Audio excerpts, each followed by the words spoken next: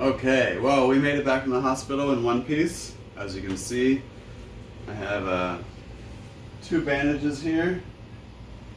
There's two incisions actually that they made on my lower back.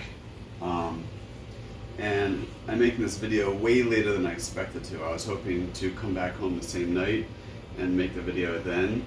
I went into the hospital on Wednesday morning and now it is Saturday morning. I actually had to stay overnight because it was a complication. They said it was rare, but it did happen anyway. They nicked the dura, where it holds the spinal fluid around the spinal cord, so they had to sew that up and had to remain horizontal for like another 12 to 18 hours. And that part was pretty terrible because I stayed overnight in the hospital, staying horizontal. I had all the gases, all the anesthesia gases in my body. My stomach was distended out to here. It was very painful, stabbing pain. I couldn't move, I couldn't pass gas, I couldn't do anything to relieve it. It was pretty terrible. I couldn't sleep at all through the entire night. In the morning, they finally decided to get me moving, got me up out of the bed a little bit, got me upright. I started burping a little bit, and that started to relieve some of those symptoms. So I went home that day. The next day, the second day, felt okay. Then that night, it started to hurt again because this is the second time where I stopped taking my pain meds because the constipation and everything was so bad. I started cutting back or stopped taking a dose of the pain meds, hoping to relieve that, which was a bad idea. It's still way too much pain in the first couple of days to stop taking the pain meds because it's really gonna influence how you move around and stuff. And when I stopped taking the pain meds, I couldn't do anything. I couldn't get in and out of a chair, you know what I mean? And then as soon as I got back on that, I was fine. So as you can see, I'm standing now. I can walk around okay. I mean, I'm not walking perfectly, but I can get around okay. Some things that I bought and some things that I've learned that help me out. I watched a lot of videos that other people have made and I really appreciate them. They gave me a lot of tips that helped me. Some of the stuff I didn't end up using either. A lot of people were saying that you can't sit in a recliner, you have to sit with perfect posture and stuff. Turns out that's not really true.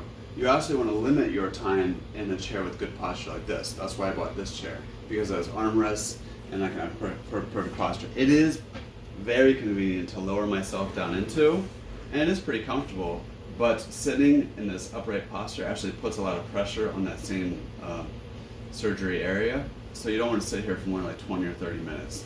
The surgeon even said so. On a chair like this nice new recliner that we just got, this is more like a hospital chair. So you can actually sit in this longer.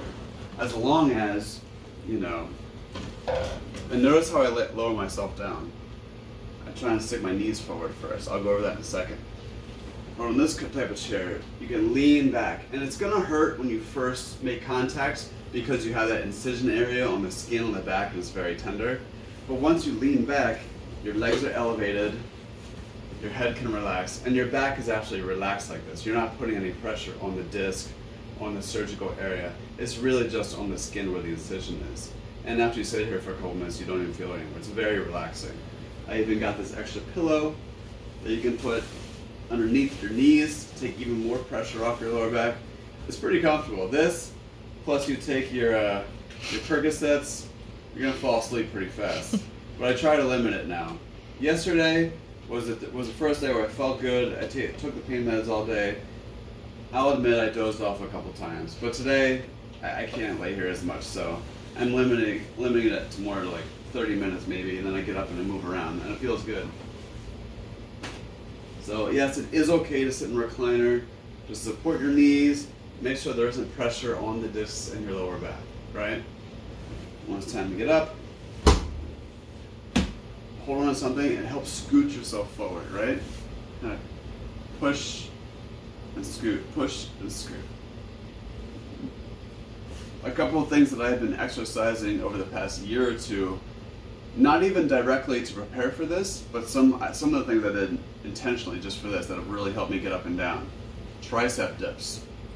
When I hurt my L3 disc and I started getting like leg problems, like I said before, I was getting numbness, foot drop and stuff like that. I couldn't do barbell stuff anymore. So to do chest stuff and triceps, I mainly just did feet on the bench, lying down, dumbbell stuff, and tricep dips on the bars. And guess what?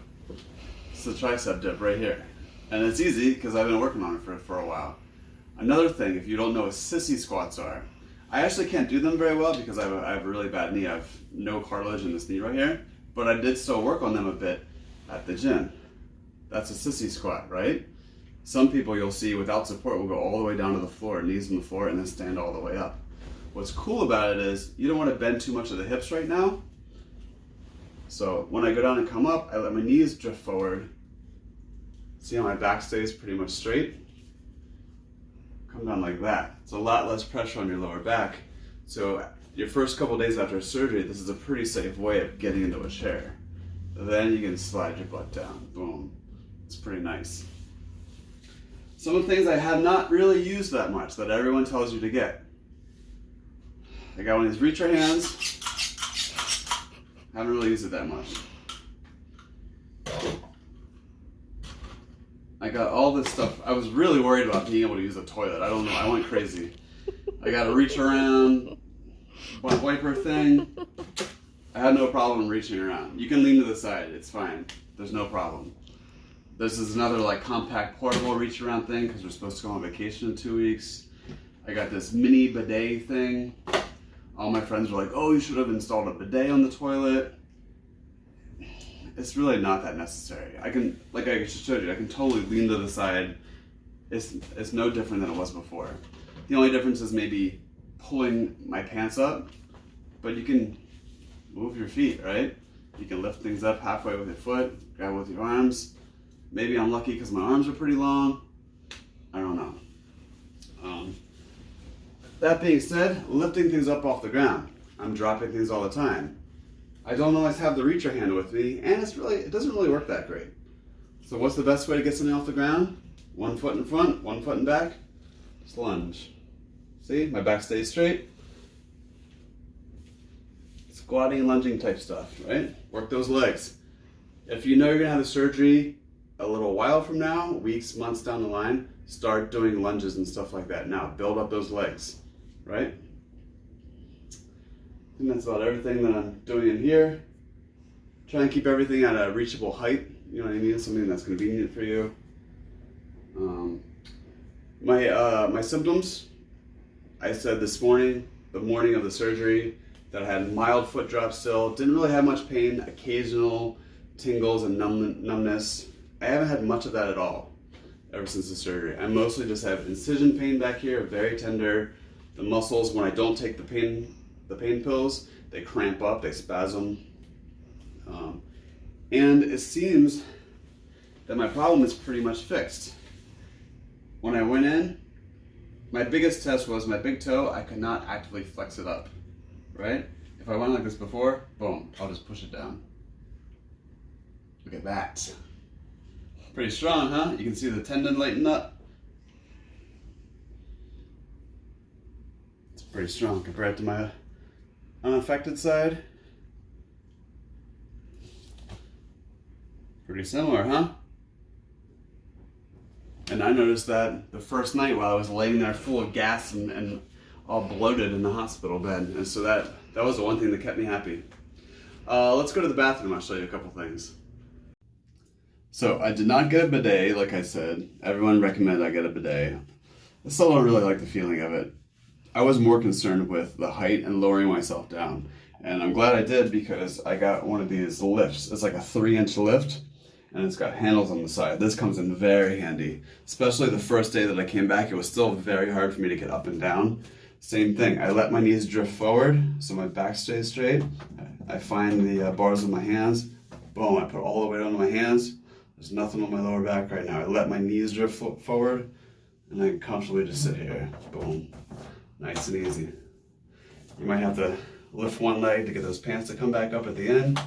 But same thing, let the knees drift forward, push up to the point where your hamstrings and your butt could take over and just drive yourself back up to standing. Pretty cool. I think those handles are a lot more important than getting a bidet. I haven't been able to take a shower yet. I'm gonna go see the doctor in like 2 or 3 days. He's gonna take all my wraps off my incision, so I'm not gonna mess with it till then. I'm just going to continue doing like spot cleaning of my body. So on Amazon, I had to order a couple loofahs until I got the longest one possible. This is like 17 inches, but this one really does the trick. It'll reach everywhere. It really helps that I have one of these spray nozzles that I can just take down so I don't have to worry about getting this wet. I can just do my armpits, do my crotch, you know, all the important stuff. My feet. I keep finding all these weird sticky residues, the patches they had everywhere all over me. I had like electrodes and leads and, you know, I had a million IVs in my arm. So I'm still getting rid of all that stuff. Yeah, and like doing stuff in here, just turning the water on, I have to kind of change the way I do it. I have to modify everything, right? I have to kind of squat down a little bit just to reach things without bending my back too much. If I bend my back a little bit, it's not gonna fall apart. It hurts a little bit, but it's not gonna mess up the surgery, repair, or anything like that. I spoke about this with a surgeon. He knows I'm an athlete. He knows I'm a trainer. He knows I know a lot about the human body. And he's like, it's mostly just to protect that incision area. He's like, do whatever you can tolerate. You know what I mean? Now, I'm not a doctor. I'm not giving you medical advice. I'm just showing you what I'm doing and how it's going. Lastly, I'll show you how I get into bed. So let's go to the bedroom. This is a nice pillow. It's kind of dirty because I've had it for many years. But I got this just from having lower back pain. I'm a side sleeper, so this is good to put between your legs, create some space, really take some pressure off the lower back. I showed you that long pillow that's shaped like a foam roller out in the living room. You could use that one under your knees if you're a back sleeper. But remember, sleeping on your back is gonna be a little bit painful because of that incision area. So when I go to sleep, just like I got down out there in the living room, I let my knees drift forward. My hips come down as close as they can to the bed, then I can start kind of wiggling back. This has gotten a lot easier as the last 2 days I've gone, but the first night it was a little bit rough.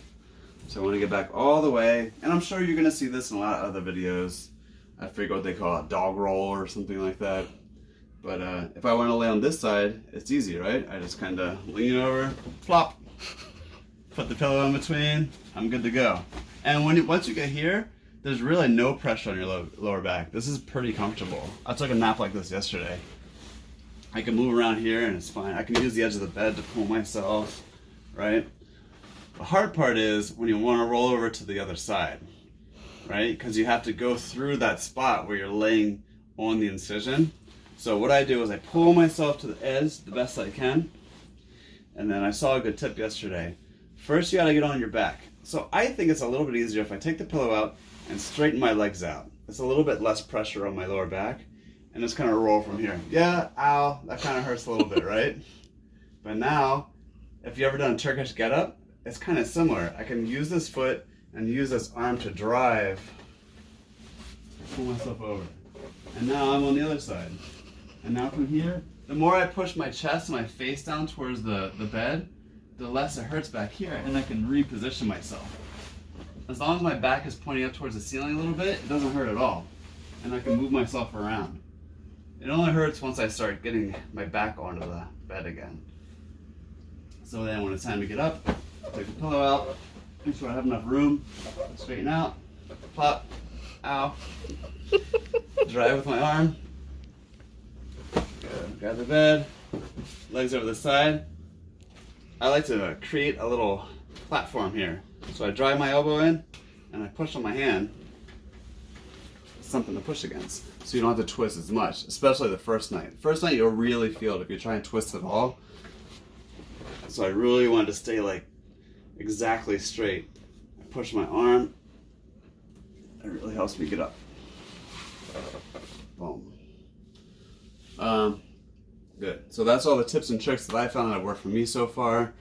One other thing I did want to note, I had that complication, like I said, where they cut a hole by accident in my dura. And apparently this happens sometimes, especially if it's not your first surgery, if it's not your first discectomy, your first laminectomy, they're going back in their scar tissue. Sometimes they'll nick the dura and spinal fluid will leak out and they have to repair it. They had a drain in me all night, draining all the extra fluid that was coming out. Then they re-stitched it back up when they were done. I've had a bit of a headache ever since. It gets worse when I'm upright and I'm standing for a long time, so it helps for me to lay down. They say it should go away in days or possibly weeks. It's a cerebral spinal fluid headache, a CSF headache. We'll see how it goes, but just a warning, if your dura gets nicked like that and they have to repair it, it's something you might have to deal with. It's not horrible, it's not a huge headache. I hear it can be bad for some people. Mine's just more annoying, you know, and I can't stand up for a long time. But I can't really stand up for a very long time anyway right now. I pretty much go for a walk and stand up for about 20 to 30 minutes, and then I just kind of feel like I want to rest, you know? Not like anything specific is tired, I don't know, I just kind of feel like resting after that long. So the headaches are slowly getting better, it seems. They could also be made worse by all the medication I'm taking. I'm taking the Percocet with acetaminophen, and I'm also taking aspirin, because they go together. And the aspirin helps take a little bit more pain out without making me more groggy and stuff. But I'll make another video tomorrow, or maybe the next day. We'll see. I'll try and make another video when there's more, you know, changes or updates. So if you want to know anything else, if you have any questions about the stuff I showed, or if you have any more tips you want to share with everybody, put them down below and follow me so you can get some updates when I put up new videos. Thank you. Hope you feel better soon.